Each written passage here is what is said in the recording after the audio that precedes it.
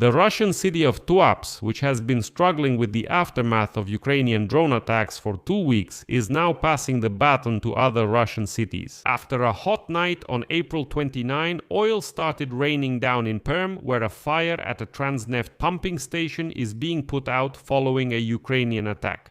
Russian authorities reported drone attacks on facilities in the cities of Orsk in the Orenburg region and Perm in the Perm region, which are more than 1,500 to 1,800 kilometers from the border with Ukraine.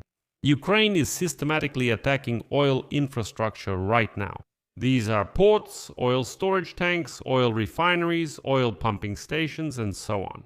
At the same time, Russia is also attacking Ukraine with the same drones. And here's the difference. That night, hospitals, infrastructure, and residential buildings were damaged in the Odessa, Kharkiv, Mykolaiv, and Sumy regions. My name is Alexei Pechi. Let's discuss this topic together. But before we start, I ask you to subscribe to the channel, like this episode, and leave any comment you want. Also, subscribe to my Telegram channel Pechi News. The link to it is in the description of this video. So, the Russian city of Tuapse is handing off this oil rain to other Russian cities. Oil started raining down in Perm, where a fire at a Transneft pumping station is being put out after a Ukrainian attack. Eyewitnesses are posting photos of black drops and stains on clothes, cars, and windows. And let me remind you, similar oily fallout had already fallen in Tuapse after a series of strikes on the local oil refinery at the seaport terminal. Rospotrebnadzor reported that they took air samples near the burning sites in Perm. They say everything is great, everything is fine, don't worry. In the morning, children in this city were evacuated from schools because of the attack. But a few hours later, they were brought back to classes, despite the thick black smoke in the sky that plunged the city into darkness. But Rospotrebnadzor says, why are you worried? Everything is fine. And the analysis of video and photos from the scene showed that the Perm linear production and dispatch station, which is used for pumping, storing, and distributing oil through main pipelines, was hit. It is known that there were about 10 people at the moment. 4 tanks are still burning. In total, that's 200 tons of oil. So this is a logical continuation of the attack specifically on the oil infrastructure. The attacked station is a strategically important node in Russia's main oil transportation system, distributing crude oil in 4 directions, including to the Lukoil Permnefteorg oil refinery. That is why the security service of Ukraine is systematically reducing Russia's export potential and undermining its economic foundation, which is used to finance the war against Ukraine. I should also note that Perm is located almost 1,800 kilometers away from Ukraine.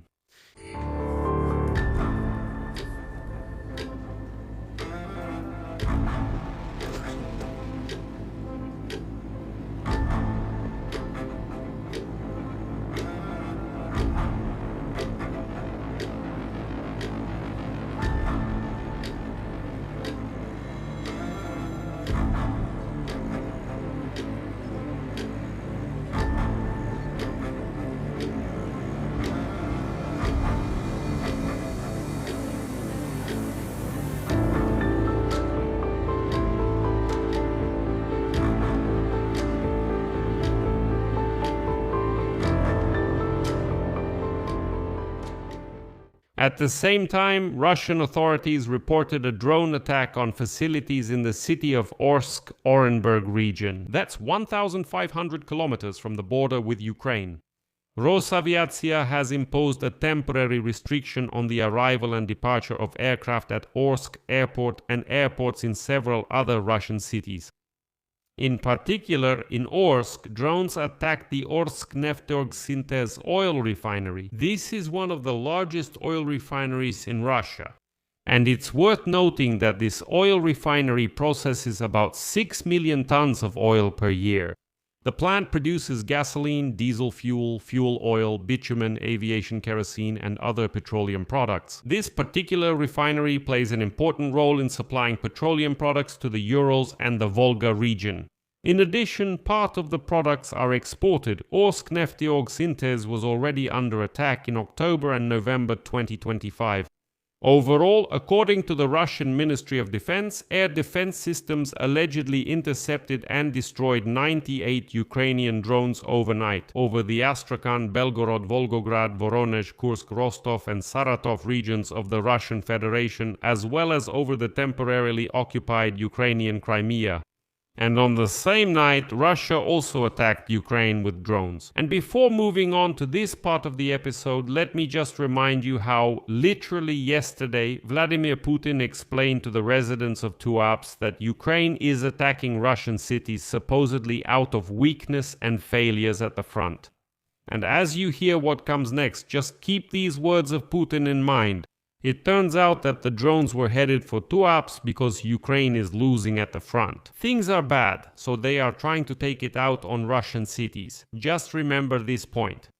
So, on the night of April 29, Russia struck Izmail, Kharkiv, Shostka and other cities with drones, and unfortunately there are people killed and injured.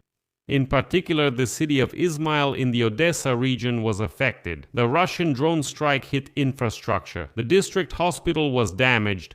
In Kharkiv, different parts of the city were affected by the strikes. A hypermarket, a bus, and the windows and roofs of 25 private houses were damaged.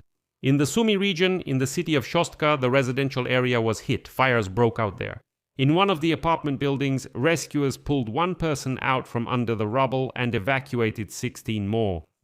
In the Dnipropetrovsk region, there were strikes on Nikopol and the communities, administrative buildings and private houses were damaged. Well, in Mykolaiv, the strike hit a residential building, and here there is only one question for Vladimir Putin and the savage Russians. So why is Russia attacking peaceful cities? Could it be that they are having problems at the front? I'll leave it at that. Share your opinions and conclusions in the comments below this episode. Subscribe to the channel, hit the bell, and don't forget to like. That's all for now. Take care of yourselves. Goodbye, everyone.